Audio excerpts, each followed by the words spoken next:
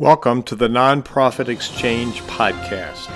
Stories by leaders for leaders to help you raise the bar on your own excellence, to release the potential inside of you.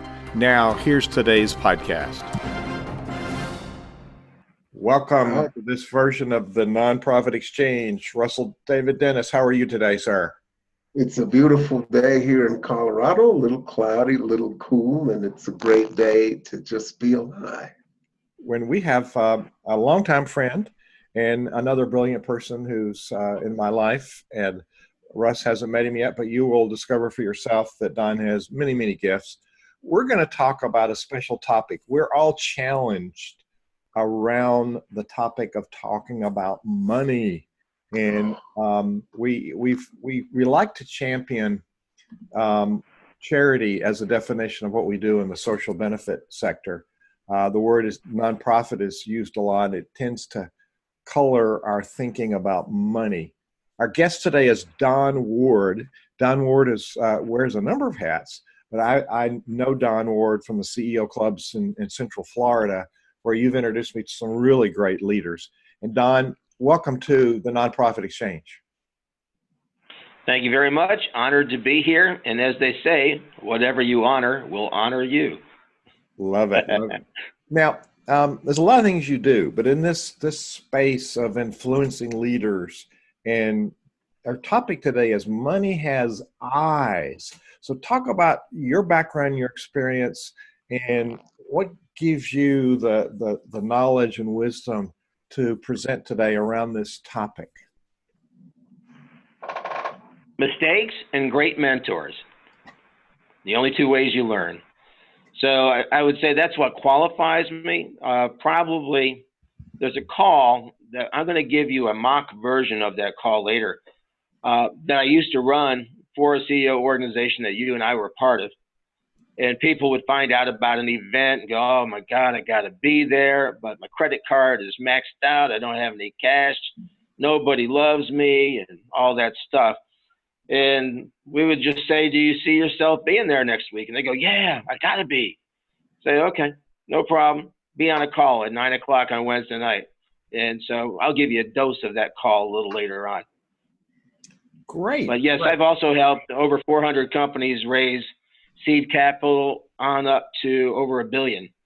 So I could go into a whole lot of things about what attracts money, but I'll give you the coaching little bit segment there. But basically, if you have an A-level team and you have a B-level plan, you are funded. You have an A-level plan and a B-level team, ain't no money coming. Whoa, that's a reality check. That's awesome. So you have some really good information to share with us today. So this we often just go back and forth with Q&A with guests. I want to give you some space to share in a presentation mode about money has eyes. And so you've got an extensive, I heard you say, you kind of slipped it in there, that you helped 400 companies raise capital. Is that what you said? Absolutely. And I don't have it on my business card. I don't have it on my website because I only do it for people that I know I am divinely called to work in conjunction with. Not everybody is our assignment. Got it. Well, we work with, Russell and I work with charities. I work with early stage entrepreneurs, and many are challenged. And this is a great topic for everyone. So I want to get out of your way. And you've worked with seed capital, and I heard you say $1 billion. Well, actually, I'm sitting on two operations right now. We're in the middle of a $9.9 billion raise on one, and the other one we're just in the middle of a $500 million, but we're going to need a lot more than that before it's done. So, and my biggest part to bring to it isn't just laying out the corporate engineering or the capital development, but really is helping people to reshape their vision and mission. If you can talk about what you do in 15 words or less, okay, people might hear what you're saying and you might actually sound like you know what you're talking about. But if you can get it down to 5 words, that you are powerful, probably the most powerful person at an event. especially if it's a networking event and they ask you what it is. You want money to be asking you questions. You don't want to be telling it anything. Well, that's a paradigm shift. All right. So why don't you share with us your program about Money Has Eyes? Okay. Well, that might be my 2.0 version because the actual title was Ears. But I like it. Ears, sorry. Because you can't receive. You can't receive what you can't perceive. So, you know, money does have to see what you're talking about. So I'm with you. Look out. But I say money has ears. And I talk about money as though it is its own entity. Yeah, people have it. But money is listening all on its own, and it knows exactly what it wants to hear, sense, or see coming from you. If it's smelling need or if it's smelling fear, goodbye money. You know, I work in a lot of faith-based organizations as well, and people are always coming up and go, well, God gave me this idea, he's going to fund it. And I go, okay, let's pretend you're God. If you're God and you're looking down and you know that you are going to lean on your own understanding, would you fund it? God's not going to fund it. God's as much about team as the world is about team. So if you got the wrong team, the money isn't coming. So maybe we need to reshape what your priorities are. Because a lot of people say the next thing you need, when you ask them, they say, the next thing I need is money. No, the next thing you need is team. The reason you don't have money is because you don't have the team. People aren't compelled to believe that you can execute the plan you allegedly have. So in the nonprofit sector, I think one of the big issues has always been they lead with their need. So let's say that you have a church and you're saying, oh my God, we need 50 grand by Friday or we're going to have to close this church down. And God's sitting there looking at you and going, well, if you close down, I'm going to look bad. However, I'm not moved by your need. God is not even moved by your need. What is he moved by? Your faith. So if he's moved by your faith and your ability to execute properly with what you have in your hand, chances are money will come. But asking, seeking, and knocking, yeah, okay, start on your knees, but actually at some point you have to go outside and ask, seek, and knock. And if you're going to go out and ask, seek, and knock, do you know how to talk to money? Do you understand that money has the attention span of a third grader with ADD in a 14th century style classroom? Teacher starts writing on a chalkboard with chalk. Student has left the room. If your first introductory comments in your capital presentation go over about 15 words, your investor probably left the room too mentally. So what is that investor listening for? Well, there's three things I believe that money is attracted to: vision, passion, and team. So I do a lot of coaching with a lot of different entities, and before I go on board with them, I ask three questions. Number one, because they won't die for it, I'm not getting on board with them because they won't be doing it this time next year. Number two, is it global? Anything less than that, what if, is a seed of the dream, just a cash flow strategy. Is money looking for interest on its money or multiples? Multiples. Okay. But we're going to convert this into nonprofit talk here in a second. And the third thing is it socially responsible? Is it doing a greater good for mankind? So if those visions say yes to those three questions, I go, okay, let's sit down and talk, because right there, I know you got the passion because you're willing to die for it. I know you got the vision because it's global.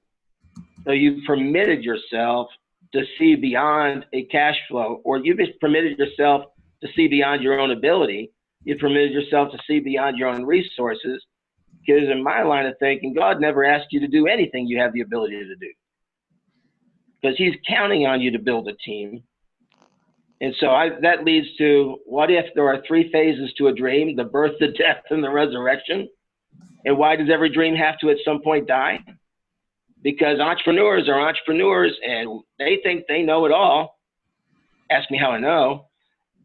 And so what happens is they lean on their own understanding. They don't have mentors half the time, probably a lot more than half the time. They have no revelation of team. So it's just a matter of time before the dream's going to die. And God's not worried about it either, because he's not going to let the dream go away. When he gives you something, it's theirs, it's yours. You're stuck with it. It's your gift.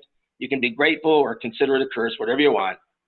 But the bottom line is that's your responsibility. And so you'll have this desire at time to resurrect the dream, but this time you're teachable. So do you want to start getting into the money has ears routine? That's kind of setting it up, I guess. Yes, sir. Go for it. Okay. All right. So people would come on this call at 9 o'clock at night, and you know, you're hearing all this chatter in the background and go, okay, let's start off. Everybody on this call is here because you need to raise some money and quick. And you all need to raise at least 10 grand to join this organization, get your hotel, get your airfare, blah, blah, blah. Right. How many people like asking other people for money? Boo, hiss. Everybody's saying, no, I hate it, man. Okay, well, before you ask for money, you have to come to a place of understanding a certain element about what you're going to do with the money. Are you raising this money in the case of this call? Are you raising this money so that you can come out and you can network with the kings and queens of industry, build a team, raise capital, because your product, your service, your ministry, your charity can do great things for mankind? All of a sudden, everybody's, yeah, that's me, man. My product is going to change the world. You know, what I do for mankind, I'm going to be digging water wells in Africa. Everyone had a different thing. Okay, next question. So are you actually needy in the world, or are you needed by the world? People are having aha moments. Well, crap, man, I'm needed by the world. I'm needed by the world, man. All right, if you're needed by the world, then are you actually raising money for you or for the people you're going to serve? Oh, well, actually, I got to get this money so I can help all the people that in my heart, I'm going to make a big difference with what I'm bringing to mankind. Okay, well, before we finish the call or even carry on any further in the call, everyone take a moment now and make that little shift. Take that switch that says, I'm needy because I got to go talk to people about money, and click it over to here where I'm needed. Everyone make a shift? Yeah, okay. Next part's going to disappoint a couple people. Maybe it hurts somebody's feelings, but does everyone on this call believe in something bigger than themselves? Yeah, pretty much everybody did. Okay. How many believe the universe is going to take care of getting you 10 grand in the next couple of days so you can be out there? A lot of people go, yeah, they're cheering. How many people believe that Jesus is going to give you the money? Yeah, a bunch of people are cheering. Anyone out there believe that Buddha is going to give you the money? A couple of people might say it once in a while. I'm not going to say all the ones that nobody ever was on the call for, but bottom line, those people all on the call did believe in something bigger than yourself. I said, okay, that's all you need, because I'm going to teach you how to play the game. And it doesn't matter which one of those you believe in, but you've got to believe in something bigger than yourself to pull this exercise off. Okay, that's cool. If you need to hang up, hang up. No hard feelings. No, we're all good. Okay. Well, this is what we're going to do. First, we're going to do a little exercise. And this little exercise, if you've ever been at MLM, is going to feel familiar. But basically, we forget how many people we know. We know a lot of people. And the thing is we don't know what to say to those people. And we all know that friends and family support, and they're supportive of your past and your present, but seldom are they supportive of your enlarged tomorrow. Oh, yeah, you're right, man. You're right. And everybody's telling me I can't do this. It's never going to happen. Good luck. I'll pray for you. Okay, that's all right. You just go ahead, and this is what you're going to do. For an hour after this call tonight, I just want you to sit down and make a list. I don't care if you have to write down the name of your dead second grade teacher. Write it down. The person you met in the elevator last Wednesday that gave you a business card, write it down. Any name that comes to mind, write it down. Okay, now what? Now we're going to go through and we're going to grade them. A, B, C. A, they may have resources. They may support me.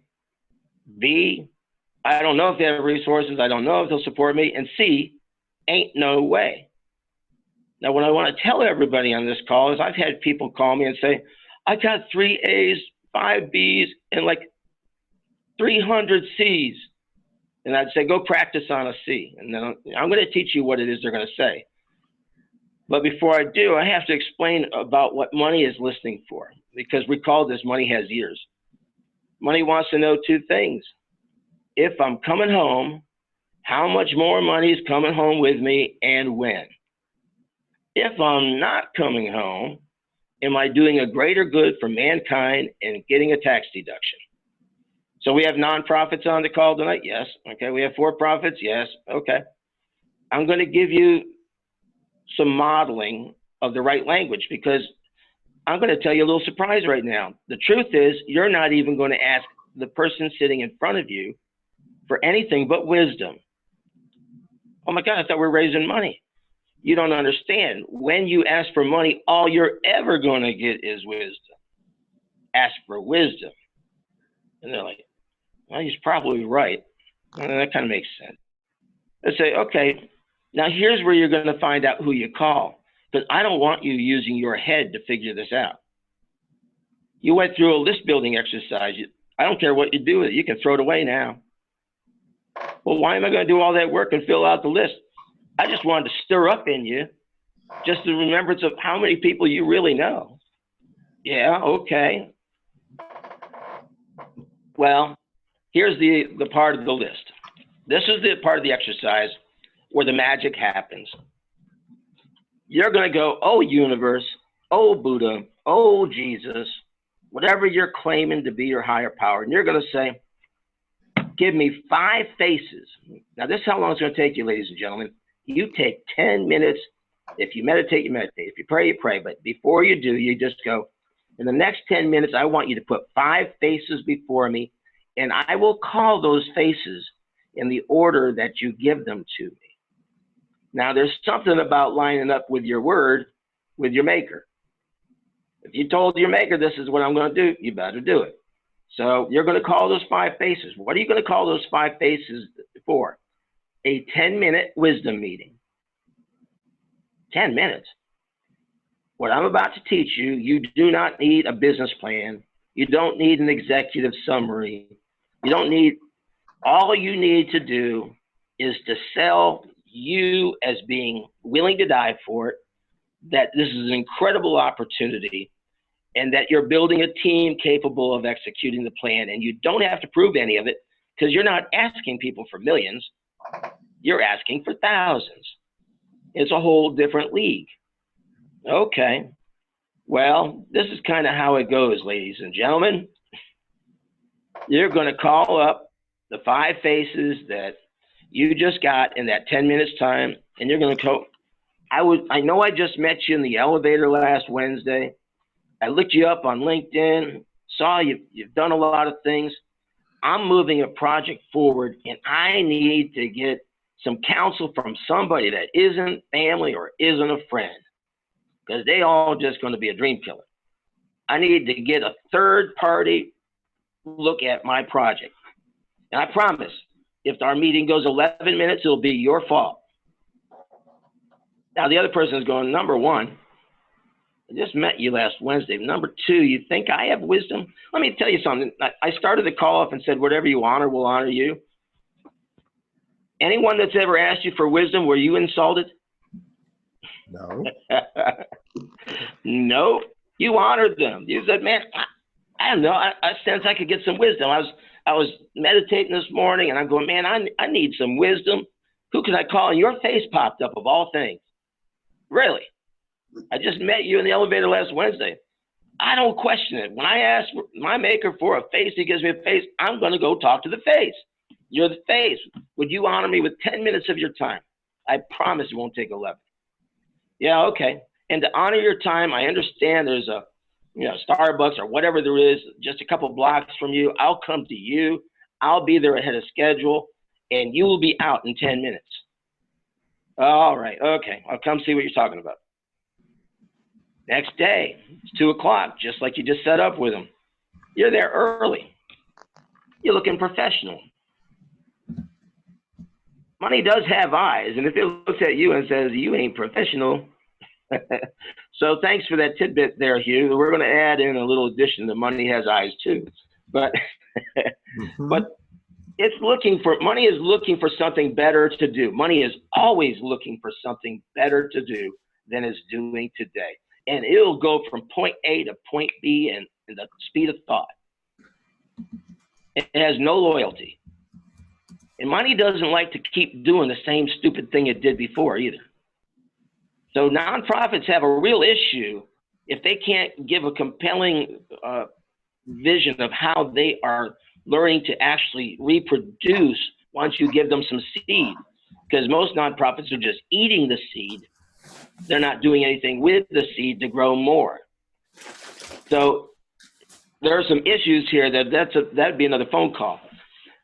So here we are, we're back to, you've got the person in front of you that you met in the elevator last Wednesday. Now here's what you're gonna do.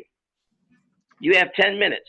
The first 8 minutes, all you're gonna talk about is them. But man, I'm here to try to have a meeting to make some money. No.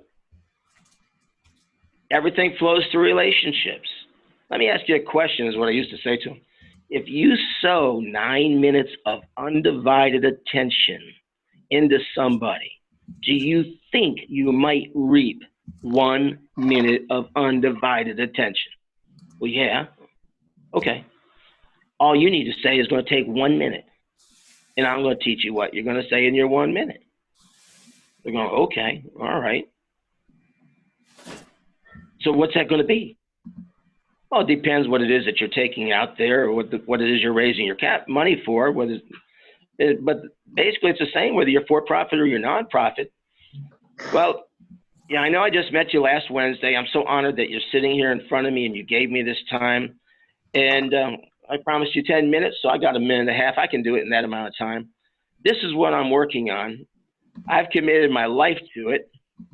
I'm not quitting until it happens. We're building an incredible team. The plan is it's ever evolving. As you know, all plans change. And we are so proud of our plan. Where we're at right now is we're like 10K, 10.5. 10K shy of our first phase of development. Who do you know that might be interested in digging water wells in Africa? Assuming that's what that person's mission is. And you shut up, because the first person to talk now loses. And you smile. If you sit there for 10 minutes, okay, now they're the one holding this meeting any longer because they aren't talking.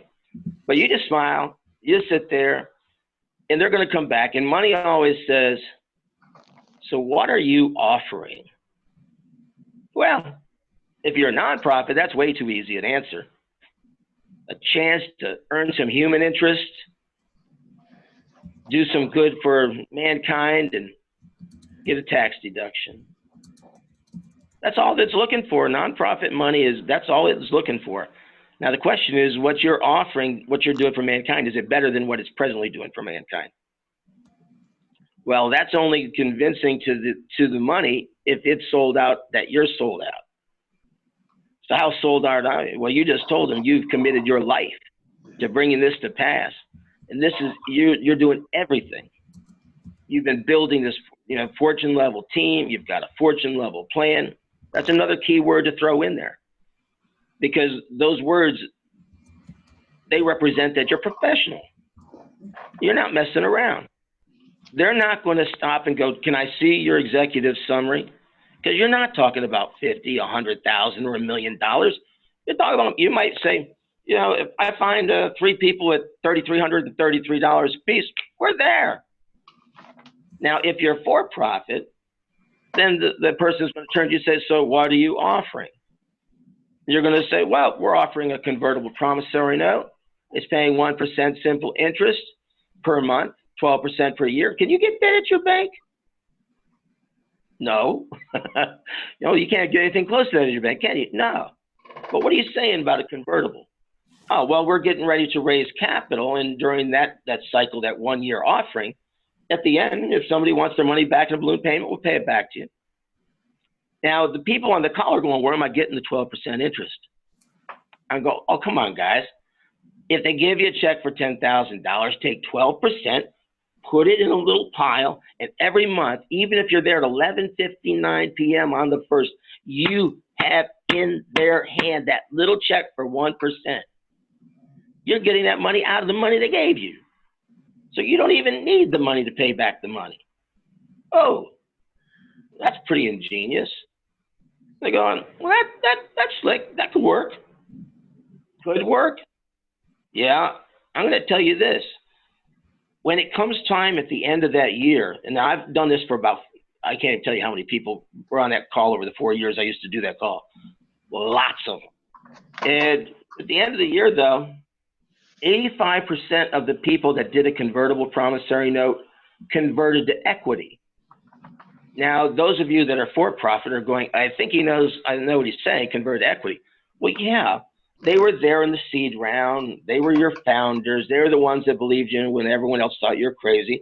So you are offering them on a convertible promissory note a chance to get twice as many shares as everyone else is getting in the first round. And everyone else is buying their shares for $1, let's say.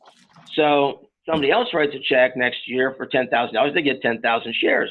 But your person that loaned you the money and made 12% while they did it is going to get 20,000 shares. What just happened on paper? They doubled it. Year two, maybe you're going to sell another 10% of your company off for $3.50 a share. What just happened to their shares? They're getting a 350% increase on paper. Year three, maybe it's $7. What do they get now? Well, 700%. Okay. For-profit people have to know that the magic number for an investor is a multiple of 10. Because 9 of the projects they're going to invest in this year will fail. Now, the key for you is to build a team. But right now, for what I'm teaching, you really don't need a real team. You can get a virtual team. You can borrow bios so you're not telling a lie and say, can I borrow your bio for the next, the next 3 months or the next year or whatever for this project I'm doing, because I need to let people know that I'm getting some wisdom from people. And on top of that, you have spoken into my life, and you have permission to speak into my life. But that's critical, because a dream without a team is absolutely a nightmare. And investors want to know, number one, that this is not you doing all the work. They got to really believe that you're getting counsel other than your own genius, because that's scary. Now, why don't I stop there for a second? But somebody was just given, whoever's in the listening audience, was just given at least one aha moment somewhere in there. Absolutely. We have a group on Facebook Live, and we also have people on the webinar. Clyde has a hand raised, and Clyde, I have to admit, I don't know what to do with a hand raised. So there's a Q&A section. If you could type into the Q&A question, if you put your cursor over the screen. Those who are listening to the podcast, we're doing a live broadcast on Facebook and a webinar, which we do every Tuesday at 2. And we've got 3 years worth of these recordings in the Nonprofit Chat podcast, which you can find on iTunes or Stitcher or wherever good podcasts are launched. And so we share these with the world, and a lot more people listen after the fact, but we want to certainly, Clyde took your hand off. Did you type into the Q&A, and we will entertain your question.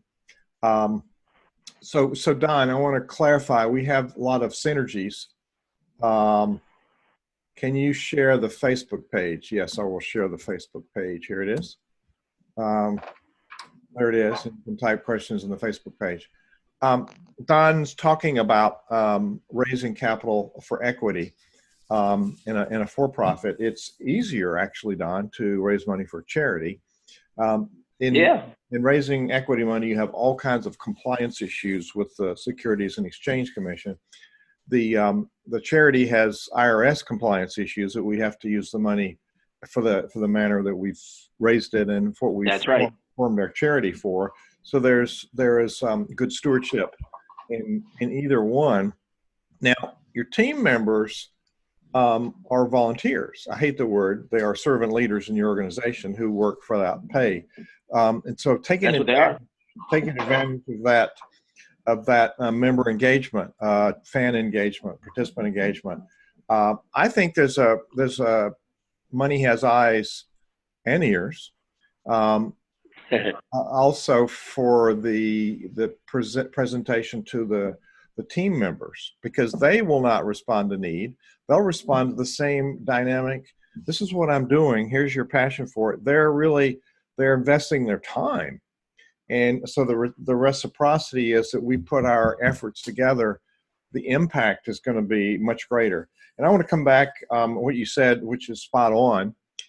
We need a worthy goal. So it's a plan that we're going to achieve the following. We need to say, here's a need. Why do we exist? And what do we do about it? So that's your vision for your organization. We also want to report on the impact. What is the result of our work going to be? And then that's part of a good strategic plan will have those things, but you're so on target. You can have a great piece of paper without any implementation, without the team, and your support in any form won't be attracted to it. So our first challenge is to rally that team together, and then you have those credentials. And just having them as a virtual team is great. And we need to ask them questions and listen to them. So, Don, in your experience, is there a parallel to the money conversation with the team conversation? How do we position the ask? Because in my mind, that ask is very similar. Well, to begin with, if we're talking about seed, the team is something you're suggesting that the team hasn't got to the critical stage yet, because you're not implementing anything. You're just trying to have some input coming in.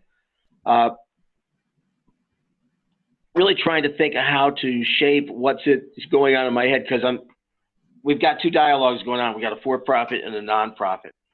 The team should be your first thing that you're concerned about. But the truth of the matter is, a lot of these people that are early stage development, that's the last thing they thought about. There is no team. They're bluffing it, and they've got to go out and raise seed capital.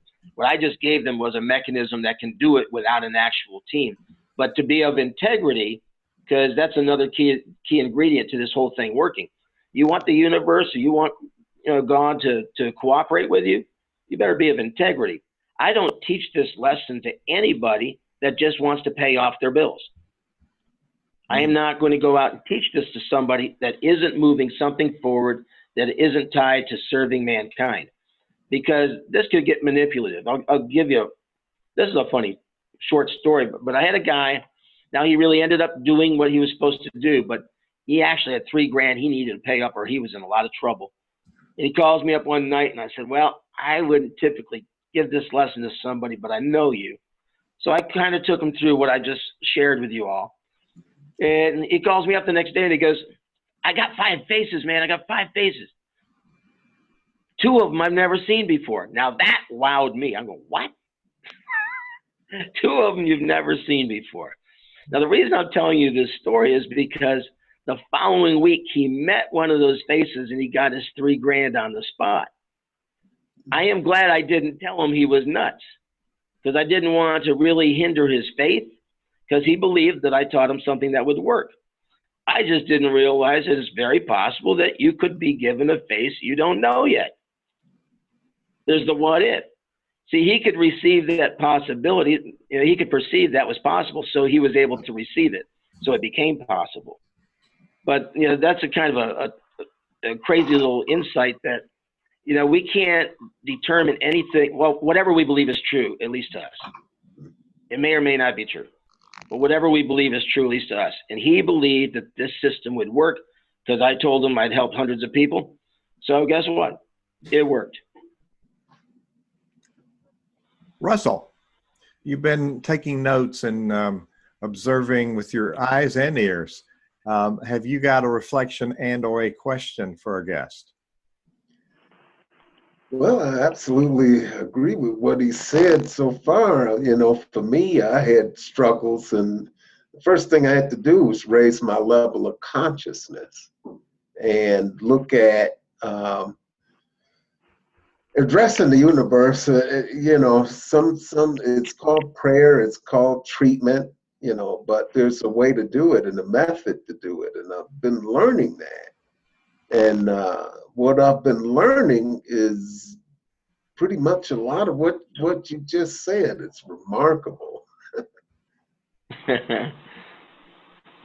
But faith is at the bottom of it, you know, and you know you'll see it when you believe it. And a lot of people have a bad relationship with money, and but yeah, I've never heard that money has ears. So thank you for that. It's remarkable. Don't you have a hard question to stump the guest? How long did it take you to raise your level of consciousness to a place where you absolutely started to believe and know in your heart that things were going to unfold for you? I had no choice. I've made millions twice. I lost millions twice. Now I'm going to get transparent. The transparent part comes to, for 4 years, not one paycheck. Lost the house, lost the cars, lost everything. But I perceived myself as being a son of God. Not the son of God, okay? But as a son of God. So what does that mean? Well, in my thinking, he's a king. If I can't eat and I can't feed my family, he looks bad, not me. So for his name's sake, he had to do what he told me he was going to do, all the things that he's promised that he's going to do, take care of me, never forsake me, you know, he'll feed me. So I would get up every morning believing that all I had to do was keep giving to other people out of my internal wealth. So I would get up and I go, oh God, give me 5 faces every day, 5 faces. I would call them. Sometimes I'd coach them for 2 hours, give them critical path connections, because I was still me. I just happened to not have somebody writing me the check. So I was still me, though. So I'm out there, and if they would ask at the end, hey, so how are things for you, Don? I'd go, things are interesting. Well, that's a real strange answer from you. What's that mean? Things are really interesting. And they would say, all right, you want to tell us what's going on? They go, like, what? Is your power turning off at 5 o'clock today? And I go, wow, what are you, a psychic? They go, well, are you kidding me? So like, how much? I say, well, pick a number. They'd say a number. I go, wow, you were off by $3.40. Would you let me take care of it? Because all you ever do is give. All you ever do is pour out into people. Sure. So it might take 4 calls. Maybe nobody even asked me how I was doing at the end of the call. Not my problem. His problem. I'd go to caller number 5, and it might be an hour and a half. And if they would ask me, how are things going? I'd go, things are interesting. Now, keep in mind, the premise of what I was coaching is money runs away from need. I could not let anybody smell smoke or need while I was going through my fire. So all they could tell is that I was still a man of vision, a man of purpose, and a man of passion that called to help them.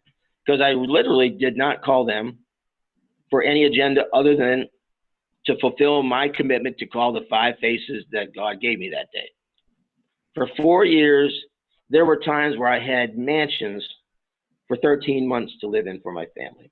There were times we had 4-star hotels paid by hotel reward points of a complete stranger who heard of my story, who lived in Michigan, who I've still to this day never met, adjoining suites.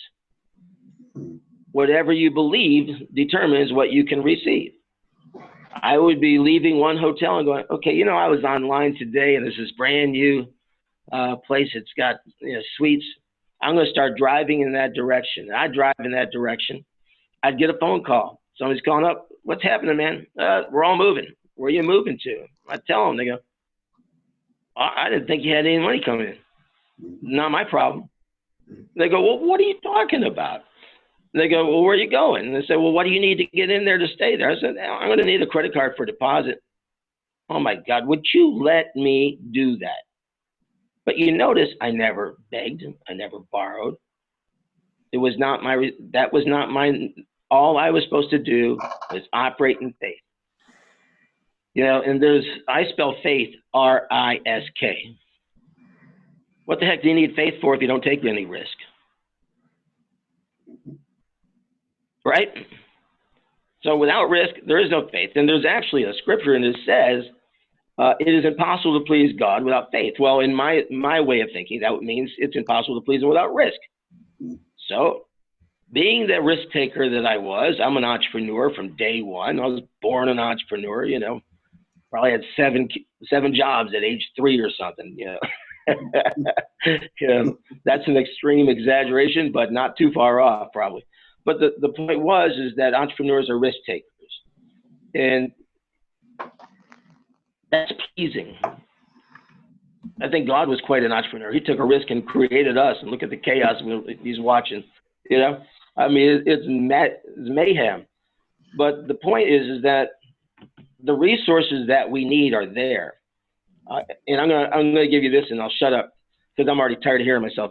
But at a recent CEO event that we put on, you know, I run these masterminds, and we've had the pleasure of Hugh at a couple of them, and we're looking forward to having him again in another week. And somebody at the end said, "Well, why do you network so much?" Well, here's a really interesting point to all the people that needing resources that are sitting on their couch thinking that the universe is going to send them a check. It doesn't work that way. Everything flows through relationship, right?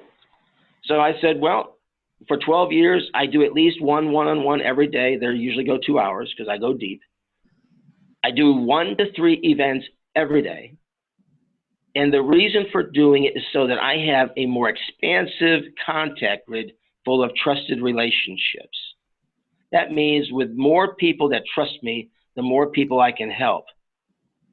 That they're stuck having to trust me because they don't know where else to turn sometimes. And you cross their path and you're going, oh, you just need to know so-and-so. They'll change your life. You know, critical. So anyways, I said, so I do this so that I can, you know, get to my future. So I said to everybody, I said, what if everything you need for your future is coming from your future? If it was coming from your past, or if it was coming from your present, wouldn't you already be in your future? Everyone in the room, raise your hands now if you're in your future. Nobody. So if you don't want to network, don't look for God to help you. Don't look for anyone else to help you because they don't know who you are. Now, when you go networking, don't network for you. Go to every event to find the one person you can help the most and not with your product or your business opportunity. Just go to find the person you can help the most. You will never have a bad event. That is brilliant. It's counterintuitive. Are you familiar? Counterintuitive. You familiar with the quote that your net worth is your network? Yeah, I have a chapter called Networks Equal Net Worth in my new book, Stealth Wealth. I knew that. Not really. The scripture you referred to is in the Jewish Bible, Hebrews 11, and the 6th. Mm-hmm. And without faith, it's impossible to please God, because anyone who comes to Him must believe that He exists and that He rewards those who earnestly seek Him. And you're right. If you see things, you don't need faith. So there's always a risk. And when you're talking about raising money to go to the event where you and I met, CEO Space, right? People would say, "Oh, you're taking a risk." Well, no, I'm giving myself opportunity. So it's entrepreneurs do live in the future because we're visionaries. What we're lacking is the substantive things that you're teaching us on. Money works because there's eyes and ears, as I accidentally got into today.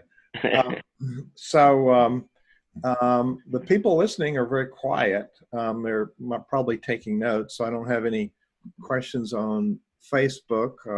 There's a number of participants there, but we will have this on a page on our site, and people can have dialogue there. We will also launch. This is in the Nonprofit Exchange podcast. So, Russ, as we're wrapping on the last part of our interview, do you want to make another comment, or do you want to have another? That was a good question you had before. Do you have another question for our guest? Well, I believe the silence is just really out of the breadth and depth of the message and the weight that it has. And trust me, people are thinking, the wheels are turning. I took a lot of notes. And so people, now I myself have gone out and invested a lot in my own personal development. Some of it worked, some of it didn't work. I've made some pretty fear-based decisions and decided I was going to become an e-commerce tycoon to the tune of many dollars. And so that didn't work. But when you backstep, all you raise your level of consciousness, and that transparency is really important. And so the message that I think people should take away is that you really have to be transparent about where you are, because if you're not going to acknowledge that you are where you are, you can't solve a problem that doesn't exist. And so that's really important. And to ask questions about your relationships with money. And it's tough for people, especially in nonprofit sectors. A lot of people they want to be a service. They have difficulty asking for money. What do you think will be the thing that can really help people make that shift from actually when they walk in feeling needy to saying, I've got something that I'm doing of value that can help other people? How do they make that shift so that they start that conversation from the place, people need me, and I'm doing something of value. I'm looking for partners and teachers, not somebody to give me a handout, but a hand up. How do they make that shift? Well, the first thing is they have to be looking. It's like when I'm coaching, I'll ask somebody, what will you permit yourself to achieve, receive, and build in X number of years? Mm-hmm. Well, until that's tangible on the inside, you're never going to be able to communicate it on the outside in a way where it feels tangible to the person you're talking. So you've got to walk in there and you're already thinking about the end user being blessed by your service or your product. And if you're not envisioning that, you're going to fall back into thinking, oh man, I'm asked for money. But I remind you that what I just taught, you're not even asking them. You're going, who do you know that might support? Now, another thing is too, it's how you refer to the money. If I say, well, where we are, we're 10K shy of the first phase of development for our project, and I need $10,000. Number one, you never say the word dollars unless you're talking about savings. Number two, you just convince the person that has the money he ain't ever going to get it, because to you that's a lot of money and you've never had it go through your hands, so you probably can't be trusted with it in your hands. So it's a matter, are you talking from a position of confidence? Do you believe that you're going to do what you said you're going to do with the money? Do you believe others are going to benefit from your doing what you say to this person that's investing? And if you see all that as reality, they will pick up on your reality. But it has to be real to you, or it'll never be real to anybody else. Because that need transfers. And as I said in the beginning, not even God is out there going, oh my God, look at all the hungry people. But the person that's hungry that goes, I know you're going to feed my family tonight, gets fed. Thank you in advance for that meal that's coming at the front door in 30 minutes. Faith needs a target. So if faith needs a target, what's your target? You do this exercise I just give you, and you say, I am going to talk to 10 people in the next 3 days. I guarantee you'll have $10,000 in the next 3 days. You say, I don't know if I can talk to 10 people. You probably won't talk to one person, and I can guarantee you won't have 10K in the next 3 days. Don, I've got 4 really good Instagram quotes of yours that I'm going to be putting up. What good stuff? Yeah, Thanks. can't wait for that. We have a couple of questions on the webinar. Nick, where did I lose it? Okay. Nick says, can you relate to me the difference between faith, consciousness, senses, and hints or gut feelings? Well, faith is substance, none of the others is. So now that would mean this gentleman might want to have a longer conversation with you or me or with Russell, because hope is not substantive. Okay, it's just kind of like, I hope tomorrow's going to be a better day. Now, for me, when I knew that I didn't have a roof over my head tomorrow, I would go, thank you. I know I've got a roof over my house, over my family tomorrow. And you know what? The next day I did have a roof over my family the next day. That's faith, because I believed it was already done. I believed all I had to do was ask. I believed it was going to materialize. Hope, consciousness, and all the rest is fluff by comparison. Your consciousness will destroy your faith or increase your faith. So, you know, consciousness plays in, but faith is a substantive thing. It's an active thing. If you say, I have faith that this will happen one day, you'll be waiting a long, long time, because faith needs to know what day you believe it'll happen, because that's substance. So for me, everything that I attach to a desired outcome, I put a quantitative measurement to it, X number of dollars. I even envisioned the kind of house or the hotel or whatever it was that I needed. Well, we had cars that were given to us, Lincolns and Mercury, you know, Lincolns and Mercedes, all kinds of Cadillacs, DeVille, I remember one time. But I got up and I said, I am expecting tomorrow a car that can see the family of 5. I didn't get up and say, I am expecting tomorrow a 2-seater Ford Ranger. Because all I would have gotten would have been a 2-seater Ford Ranger. Because my faith is so true to what the reality is that it's tied to, that's what it will manifest. If you don't have a target that's specific, you need a date and you need an amount. You don't have that, all you're doing is wishing in the wind. Don, if people want to get a hold of you, is there somewhere they can find you? Sure. We can give them, I'll give a personal email if you want. I'll put it in this, I'll put it in the notes here. Okay. D.L. Ward. D-L-W-A-R-D. 153. 153. At Gmail. I know a Gmail. dlward153gmail.com. You have friends on the call that you might know: Nick, Karen, Flo from Denver, Lynn, Clyde, Kathy, Matt from San Diego. We have people on the Facebook that have come by and they've hung in the whole time here. So that's rare that the people hang in there for the whole time. So Don, as we Nick says thanks so much. Don't know if he's in the country. He's been over in Asia, I believe.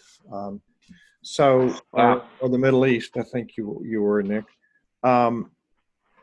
So as we're wrapping up here, Don, I want you to think of a closing thought or a tip that you want to leave people with. I want to make sure that I mention one of our sponsors today. Our ongoing sponsor is the United Methodist Church UMC Cyber Campus. It's online learning for Christian leaders. UMC Cyber, C-Y-B-E-R campus.com. It is state-of-the-art learning for those who are in Christian leadership positions. How do you stay ahead of the game? You work on yourself. You mentioned Jim Rohn earlier. You work on yourself harder than you work on your organization, your business, your charity, your church, your synagogue. So UMC Cyber Campus is a sponsor of Center Vision Leadership Foundation, and we encourage you to go there. And you can even find Center Vision's leadership programs offered there. And United Methodist clergy get continuing education credits. So we're wrapping up this podcast, Don, and want to give you the last shot. What's a parting wish, thought, tip that you have for people? You are led by mentors, or you are driven by tormentors. And a tormentor is a need to be right, a need to be seen, a need to be loved, need to succeed, and it will drive you. And a mentor is just somebody who's on the road and they're down the road. But if a mentor comes to you, number one, if a mentor pursues you, run, they have an agenda for you. But a mentor that says that they've arrived, you have found a fool. So it is your job to pursue the mentor, and I'll end with this. Pursuit is the evidence of desire. Desire, Greek, means of the Father. Oh, what fathers could there possibly be? Father of life, father of lies. How can you tell the difference of who's pursuing you? The one that has the pursuit, the desire on their heart placed by the father of lies is coming after you for what you have earned. Influence, access, resources. If they're coming after you for what they learned, what if that's the father of life put that desire in your heart? And I desire that you pursue more mentors and you decide to help them, let them help you to get rid of all the tormentors. It's an honor to be here and to share. Wow. That's very sobering. And as coaches, mentors, sequence providers, Russell and I can't sell what we do, which is, you just affirmed that. We don't chase people. If they come to us and understand they have a need and know that we can fill it, that's a whole different paradigm. Don, you've given us a lot to say grace over today, a lot to think about.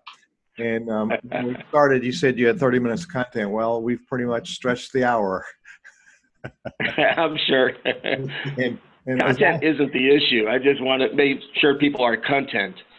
Well, absolutely. And we could talk all day and not run out of content with Don Ward. And I will be with you at your CEO clubs in Central Florida. If people are running a charity or business, they should contact Don at the email that you gave us, dlward153@gmail.com, and ask him if you qualify. Those are closed groups by invitation.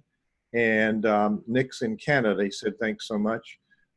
It's a closed group, and they're matched by, what they're doing and what size organizations, and there's some parameters. So Don would, I suppose there's some openings in groups, so people can at least request to be on a waiting list if there's not.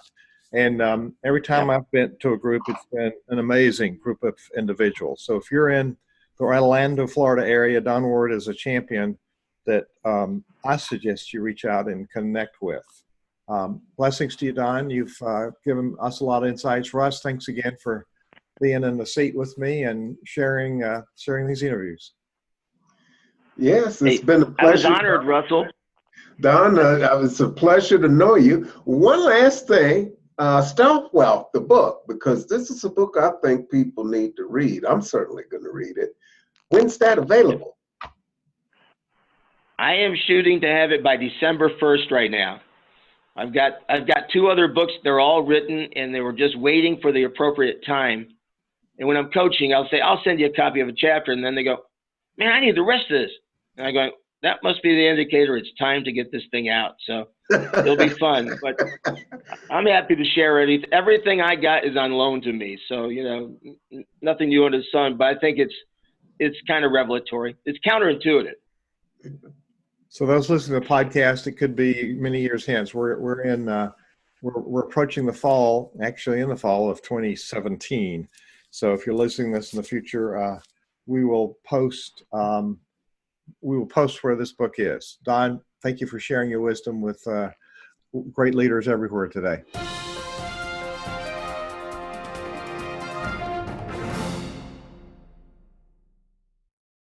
This podcast is a part of the C-Suite Radio Network. For more top business podcasts, visit c-suiteradio.com.